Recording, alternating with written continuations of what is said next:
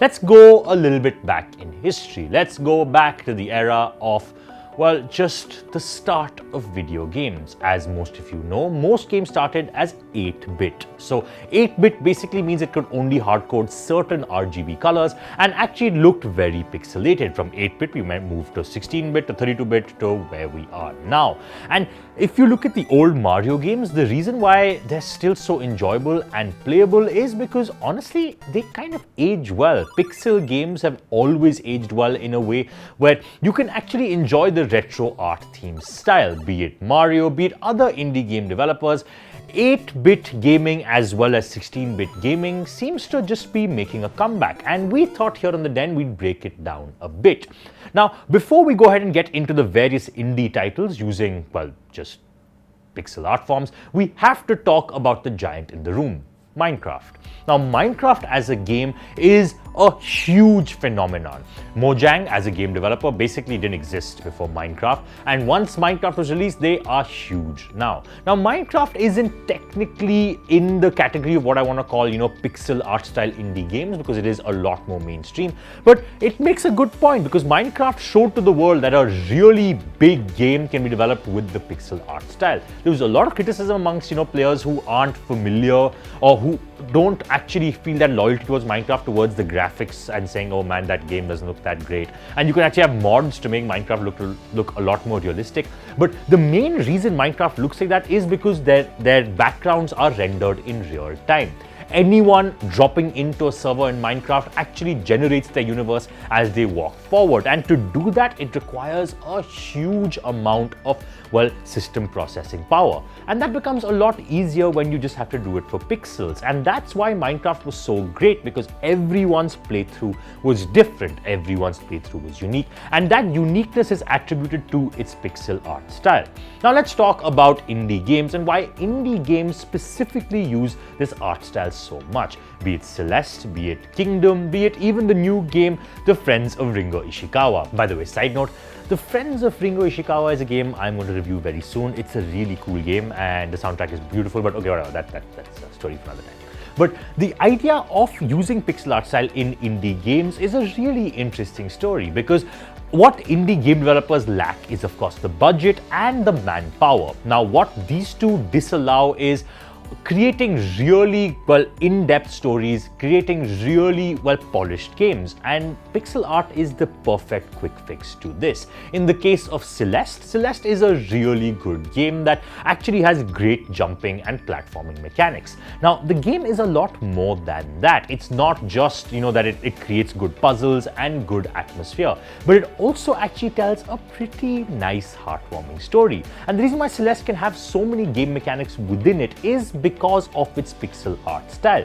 More importantly, the pixel art style, as we said earlier, ages really well. And this is actually true to a whole host of other art styles. So for example, Legend of Zelda Breath of the Wild, even though it's a brand new game, I promise you if you play it in 10 years, it will age really well visually. Similarly to a game that was launched many years ago, Paper Mario. Now, Paper Mario as a game has various cutouts that just look like paper, but the reason it looks so good is because, well, that paper art style kind of looks unique and cute, and it doesn't feel like it was made centuries ago. And that's actually what game developers are trying to cash in on. What we have currently is a generation of consoles and a generation of PCs that can render a whole lot. But what actually makes it interesting is the fact that you can use that without pushing the graphical limits of that system. What I mean by that is that you can hard code various decisions, various plots, various just story mechanics into the game without having to push it visually. And that's what indie game developers have done. Celeste is that. It's a platformer game with a really heartwarming story.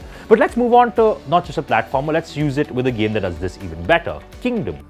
Now, Kingdom as a game is actually just a side scroller, and you are pretty much left to your own devices as to how you want to play the game. It revolves around you being, well, the king or the queen, and you're not allowed to do anything but allocate gold in your civilization to spend either on archery, either to spend on agriculture, either to spend on better knights.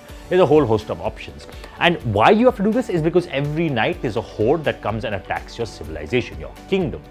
Now, this game is pixel art style, and it is a lot more ambitious than Celeste because it requires you to decide what you want to do in the game. The game changes according to the decisions that you make. Unlike Celeste, that is pretty much straightforward. But Kingdom shows us that you can actually have customizability with pixel art. Pixel art was not just something of the age-old generation that only was used because graphical capability wasn't there. But now when graphical capability has reached its own heights, games like Kingdom can use that to their advantage while not pushing it visually, but pushing it in ways of hard coding various mechanics that allow them to choose what to do. And that's why Kingdom is so much fun. Everyone's playthrough is different. Which makes me come now to the ultimate example, The Friends of Ringo Ishikawa. Now, this indie game is quite new and I genuinely do want to do an in-depth review of it. But the reason why I have handpicked this game as doing the pixel art style really well is because of the variety of things you can do and the depth of the story available to it. Now, as a game, it just revolves around you being thrown in and it doesn't tell you how to play it. You're just this guy called Ringo Ishikawa, you're beating up people, you're in a Japanese high school, you have to figure everything out on your own. And the fact that there are so many options available to you that you can completely miss whole sections of the game if you weren't paying attention shows to you how far pixel art and pixel gaming has come. Because the game actually looks kind of good, even though it's that blobby texture, but it still is really good because the way that the characters move can now be hard-coded differently. So for example, there can actually be shots of Ringo going to a park and working out. There can be shots of Ringo smoking a cigarette. There can be acts of Ringo going ahead and beating up people with various different button mashing combos. This would have been impossible in the 90s, which was actually the heyday of that pixel art. But the reason why it's capable now, like I said earlier, is just the system processing power. The point I'm trying to make with this story is that we have to broaden our horizon as to how we think about advances in gaming. It doesn't only mean graphical output. We are so quick to judge games that don't look good, and I'm honestly all for it because if games are promising polished textures and they don't, well, achieve them, then yes, they should be judged. But we have to think a bit more broadly. We don't have to think along the lines of the Destinies of the world, the Borderlands of the world, the Mass Effects of the world. We can think along the lines of the Friends of Ringo Ishikawa. So that's basically why most indie game developers use the pixel art style and why it's made such a comeback. It's an easy tool to use and you can actually make really good stories with it.